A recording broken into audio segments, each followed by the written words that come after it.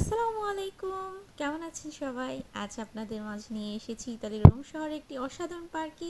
এই পার্কটি শুধু সবুজ প্রকৃতির জন্যই নয়, বরং এক শান্ত পরিবেশ আর সুন্দর দৃশ্যের জন্য বেশ জনপ্রিয়। ভিডিও শেষ পর্যন্ত থাকুন, কারণ আজ আমরা শুধু পার্ক ঘুরবো না, এখানে পিকনিক করব, মজার মজার খাবার খাবো, আরও অনেক কিছু থাকবে। তাই কোথাও যাবেন না। দেখতেই পাচ্ছেন আমরা এখন পার্কের ভিতরে একটি সুন্দর জায়গায় বসেছি, চারদিকে শুধু গাছপালা, পাখির ডাক আর একদম শান্ত পরিবেশ। এমন জায়গায় বসে খাবারের স্বাদ যেন কয়েক গুণ বেড়ে যায়। আজ আমরা সঙ্গে নিয়ে এসেছি কিছু সুস্বাদু খাবার। সত্যি বলতে প্রকৃতির মাঝে বসে খাওয়ার অনুভূতিটা একেবারেই আলাদা। আপনারা কমেন্টে জানাবেন এমন সুন্দর পরিবেশ বসে খাওয়ার সুযোগ পেলে কোন খাবারটা খেতে সবচেয়ে বেশি পছন্দ করতেন। খাওয়া দাওয়া শেষ। তো দেখতেই পেয়েছেন এখানে অনেক ধরনের খাবার ছিল। ভর্তা হতে পোলাও, রোস্ট, ডিম, চিংড়ি ভুনা, কাবাব, গরুর রেজালা, ঝাল গরু, বিভিন্ন পদের ভর্তা ছিল। তার সাথে ছিল নাস্তার আইটেম, ওগুলো সবই আজকে আপনাদের দেখাবো। তো খাওয়া দাওয়া শেষ, এখন চলুন একটু ঘুরে দেখি এই পার্কের সৌন্দর্য। দেখুন চারপাশটা কত সুন্দর, বড় বড় গাছ, খোলা মাঠ আর পরিষ্কার পরিচ্ছন্ন পরিবেশ সত্যিই মনটা ভালো করে দেয়। এখানে হাঁটতে হাঁটতে মনে হয় যেন শহরের ব্যস্ততা থেকে অনেক দূরে কোথাও চলে এসেছি। তো এখানে খাবার দাবার শেষে আমাদের কাপুচিনো বা কাফে না খেলেই নয়। তো এই পার্কটার ভেতরেই একটা রেস্টুরেন্ট ছিল। রেস্টুরেন্টটা খুবই সুন্দর। এই তো সেখানে কি সুন্দর বোর্ডগুলো ছিল, হাঁসের বোর্ড, আমার খুব ভালোই লাগছিল। তো এখান থেকে আমরা কাফে আর কাপুচিনো খাচ্ছিলাম। তো দেখতে পাচ্ছেন রেস্টুরেন্টটা কিন্তু বিশাল বড়। এখানে নামি দামি ট্যুরিস্টরা আসে, এখানে হোটেলও আছে ভিতরে। তো আমি ঘুরে ঘুরে চারপাশটা দেখছিলাম আর আপনাদেরও দেখাচ্ছিলাম রেস্টুরেন্টের ভিতরে কত না কিছু রেখেছেন ওনারা। জাস্ট এগুলো সবই সৌন্দর্যের জন্য। এই তো আমি কাফে নিয়ে নিলাম, না সরি, আমি কাপুচিনো নিয়েছি। তো সেখান থেকে কাপুচিনো খেয়ে আবার বেরিয়ে গেলাম আরও সৌন্দর্য উপভোগ করার জন্য। এখন যেহেতু আমরা দুপুর 1টা 2টার দিকে যাই, তো আমরা লাঞ্চ করে দেন এবার আমরা ঘুরবো। তো সবথেকে সৌন্দর্যের বিষয় হচ্ছে এই পার্কে এখানে অনেক হরেক রকমের মাছ আছে, আপনারা দেখতে পাচ্ছেন। আমাদের সাথে প্রায় 5টা ফ্যামিলি গিয়েছি, সবাই খুব এনজয় করছিলাম এখানে। বিশেষ করে বাচ্চারাও খুব এনজয় করছিল, কারণ এখানে মাছ ছিল, কবুতর ছিল, পাখি ছিল, ইভেন কি হাঁসও ছিল। তারপরে এই যে বোটগুলো, এগুলো দেখতে অসাধারণ লাগছিল। বাচ্চারা তো খুব এনজয় করছিল এই মাছগুলো দেখে। তারা এখানে খাবার দিচ্ছিল, যার কারণে সমস্ত মাছগুলো এই পুকুরে একসাথে এসে জড়ো হয়েছে। দেখতে পাচ্ছেন এই মাছগুলো এখানে কিন্তু আমি বুঝতে পারছি না এখানে কি মাগুর না রুই মাছ। এই মাছগুলোই কিন্তু আমরা ইতালিতে খেয়ে থাকি মনে হয়।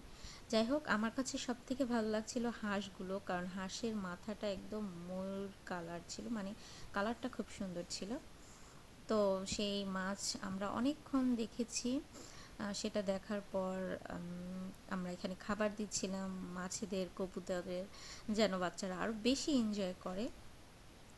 আসলে এই পার্কের সবথেকে আকর্ষণীয় স্থানটাই হচ্ছে এই পার্কের খুবই একটা মেন অংশ বলতে পারি, এই পুকুরটা খুবই এনজয়েবল, বিশেষ করে বাচ্চারা বেশি এনজয় করে। এখানে বিভিন্ন ধরনের মাছ বা শিল্পকর্ম রয়েছে, এগুলো কাছ থেকে দেখলে বোঝা যায় যে আসলে দুনিয়াটা কত সুন্দর। এদের অবাধ চলাফেরা আর শান্ত পরিবেশ পুরো জায়গাটিকে আরও প্রাণবন্ত করে তুলেছে। প্রকৃতির প্রেমীদের জন্য এমন দৃশ্য সত্যি অনেক উপভোগ। আর এখানে দেখুন বাচ্চারা কত আনন্দের সঙ্গে সময় কাটাচ্ছে, তাদের হাসি আর উচ্ছ্বাস পুরো পরিবেশটাকে আরও সুন্দর করে তুলেছে। এই ধরনের পার্ক পরিবার নিয়ে সময় কাটানোর জন্য সত্যিই অসাধারণ। তো আমরা এখান থেকে বের হয়ে এখন চলে যাব বাচ্চাদের খেলার জায়গা আর কি, ওখানে অনেক প্লেগ্রাউন্ডও আছে। তো এইখানে আমাদের ভাবির বাচ্চারা দেখেন কি পরিমাণ এনজয় করতেছে ওরা। আমার আমার এই দৃশ্যটা দেখে খুবই ভালো লাগছিল যে এই বিদেশের মাটিতে বাচ্চারা আসলে মাছ, হাঁস বা পাখি এগুলো খুব কমই দেখতে পায়। তো ভাগ্যে সেখানে ইতালির বিভিন্ন পার্কে এই জিনিসগুলো রাখা হয়েছে, তো এটা খুব ভালো লাগার বিষয়।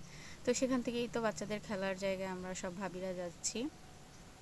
তো আমি এই ভিডিওটা একটু দ্রুত আগে দিয়ে দিচ্ছি, কারণ এত বড় লং ভিডিও দেখতে আসলেই কারো ভালো লাগে না, তো আমি একটু স্পিড বাড়িয়ে দিয়েছি। তো এখানে বাচ্চারা সবাই খেলছিল। এখানে ছিল এই যে স্লিপার ছিল, ছিল দোলনা, তারপর আরও কিছু অ্যাক্টিভিটিস আছিল। তো এখানে খেলাধুলা শেষে এরপর আমরা এখান থেকে বের হয়ে যাব। বের হয়ে দেন আমরা এখান থেকে বিকালের নাস্তা করব, যেহেতু সামারে কিন্তু দিনটা একটু বড়ই থাকে।